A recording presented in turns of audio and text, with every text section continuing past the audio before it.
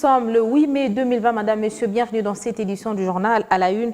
Lutte contre le coronavirus. Les Congolais ne devraient pas se laisser surprendre par des contaminations, encore moins se laisser berner par l'évolution visiblement lente de la maladie. Seuls les dépistages massifs pourraient fixer les uns les autres, car diagnostiquer précocement garantit la guérison rapide. Le clinicien Pascal Chamala, invité du journal, plaide pour la mise à disposition des tests rapides dont les résultats seront validés par l'INRB. La République démocratique du Congo célèbre le 75e anniversaire de la fin de la Deuxième Guerre mondiale sous le choc. Le pays vient de perdre l'un de ses deux survivants et anciens combattants congolais de la Deuxième Guerre mondiale, décédé Daniel Muyuki, avait à l'époque la fonction de caporal au sein des forces publiques. À suivre dans cette édition du journal, José Adolphe Voto, le réalisateur du film L'ombre des oubliés, un film documentaire destiné à rendre hommage aux anciens combattants.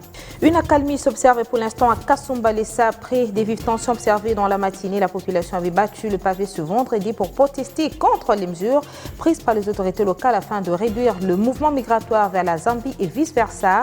Dans les rues, les manifestants ont aussi invité les autorités à revoir à la baisse le prix de jetons pour traverser la frontière.